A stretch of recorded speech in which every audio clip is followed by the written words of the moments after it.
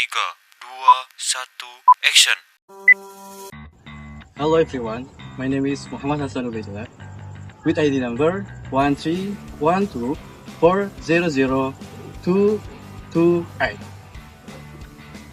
Hello everyone, my name is Savana Indrajul Asmara with ID number 131240000x6. Hello everyone, my name is Octavianti Yolanda, ID number 13124001112. Hi everyone, my name is Limatul Megasartika with ID number 13124000107. Today, I will present a brief overview of Ken Aidit, a prominent figure in Indonesia political history. We will explore his views on democracy, his role in shaping the political landscape, and how his ideas remain a topic of discussion to this day. Let's begin. Baik, di sini kita akan menjelaskan tentang sejarah perjuangan kemerdekaan Indonesia dan peran PKI. Perjuangan kemerdekaan Indonesia dimulai pada awal abad ke-20 oleh berbagai organisasi, termasuk Partai Komunis Indonesia atau PKI. Berikut adalah garis besar perjuangan tersebut. 1. Periode awal 1900 sampai 1920 PKI didirikan pada 1914 sebagai SDIP, Indisik Sosial Demokratis Perengedi pada 1920 berubah menjadi PKI. 2. Periode perlawanan 1920 sampai 1942 PKI memimpin perlawanan terhadap kolonial Belanda seperti peristiwa Kemarin 1926 dan pemberontakan Singkat 1927. Perjuangan kemerdekaan Indonesia bersama Jepang, kemudian melawan Jepang setelah kekalahan mereka. 4. Periode revolusi 1945 sampai 1949. PKI memainkan peran penting dalam perjuangan kemerdekaan, terutama melalui peran tokoh seperti Tan Malaka dan Amir Tarifuddin. 5. Periode demokrasi terpimpin 1959 sampai 1965. Pemerintahan Soekarno dan berperan dalam perjuangan anti-imperialisme. Peran PKI dalam perjuangan kemerdekaan. 1. Pemberontakan Silungkang 1927. PKI pemimpin pemberontakan terhadap Belanda di Sumatera Barat.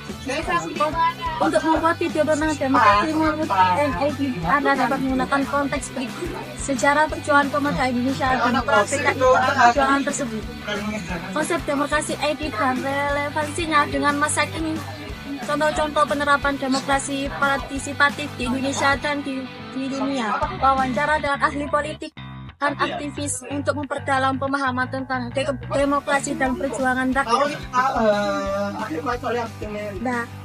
Relevansi dengan masa kini, pandangan ID tentang demokrasi masih relevan hari ini karena 1. Masih adanya ketimpangan ekonomi dan politik yang memperlukan reformasi. 2. Pentingnya partisipasi rakyat dalam proses pengambilan keputusan politik. 3. Perlunya pemerintahan yang transparan dan akuntabel. 4.